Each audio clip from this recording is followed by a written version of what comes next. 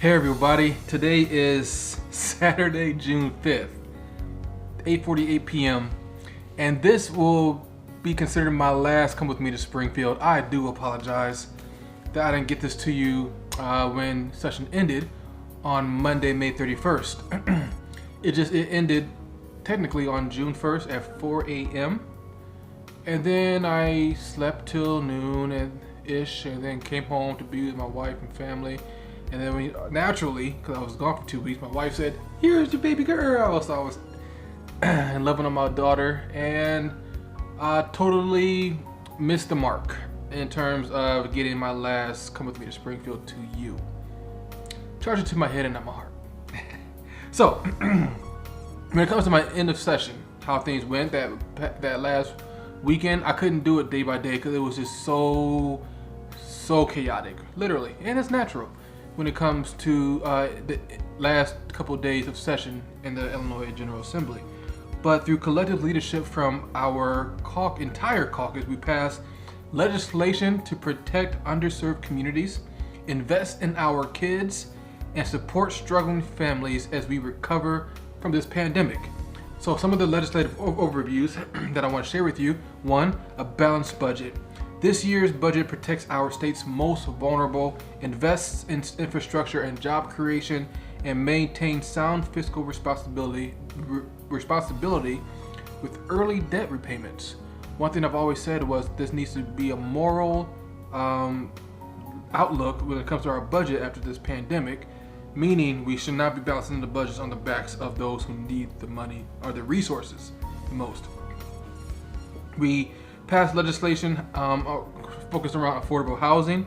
It was a comprehensive and affordable housing bill that will leverage hundreds of millions in public and private investments to build and renovate thousands of affordable homes in our state. We passed legislation that's focused on women's health.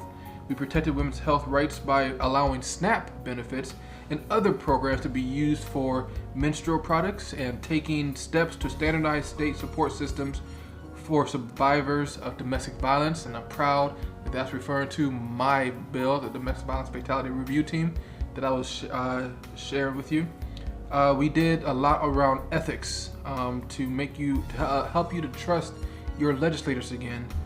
We created statutory term limits for leadership and passed a comprehensive ethics package that limits the revolving door and outright bans legislators lobbying their own unit of government.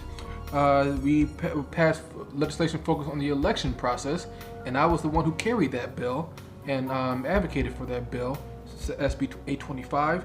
We passed an election bill that significantly improves voter access and protects our systems from hacking.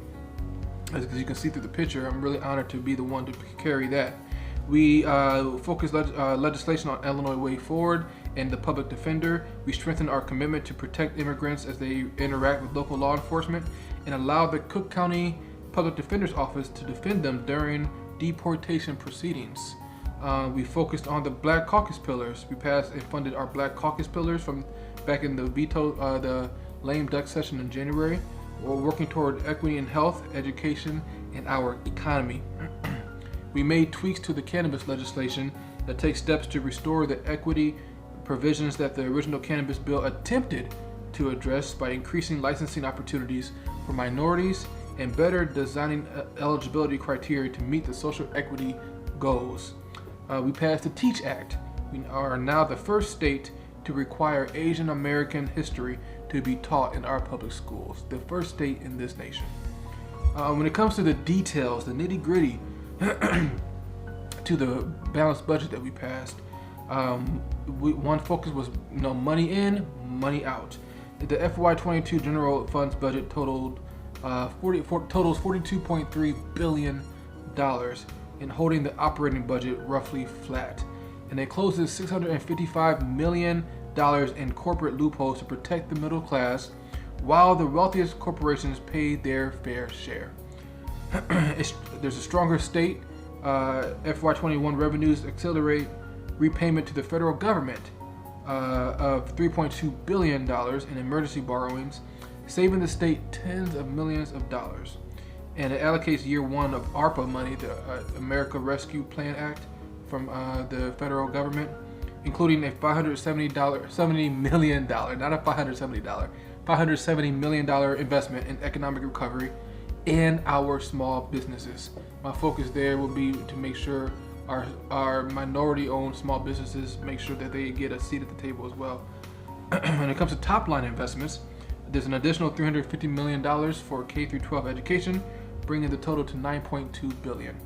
There's a $7.7 billion in federal funds to schools, $28.2 million more for MAP grants, to bring the total to $479.6 million for need-based college financial aid, $3.4 billion for child care assistance programs, $170 million in additional investments in services for people with developmental disabilities, and fully funds the FY22 pension contribution of $9.4 billion. When it comes to the ARPA money that we received, $1.5 billion for crucial investments in Illinois businesses, families, and communities, including $570 million for small businesses and impacted industries, including the $450 million economic recovery plan outlined that I'm about to give to you below in a minute, $350 million for the public health response, pandemic assistance to healthcare industry and behavioral health investments, $100 million for violence prevention and summer youth employment efforts across the state,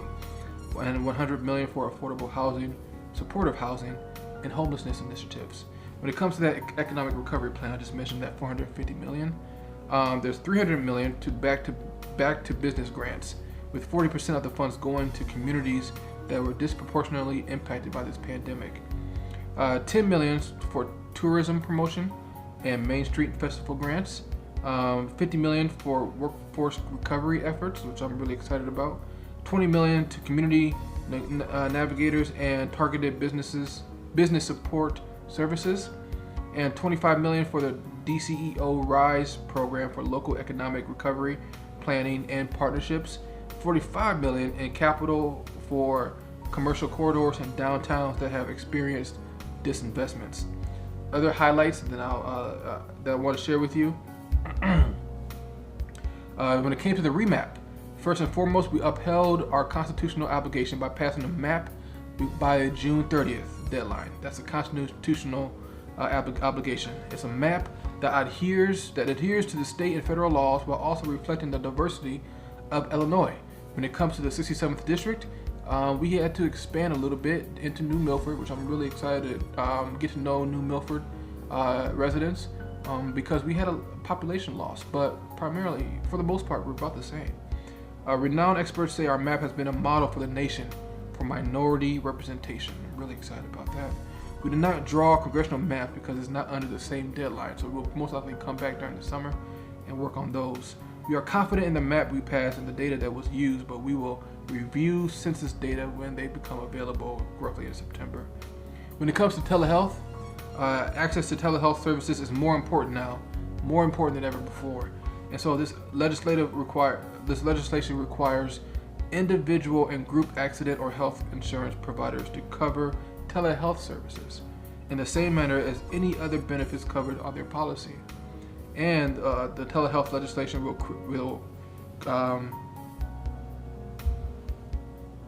make critical mental and physical health care services more accessible and affordable to Illinoisans.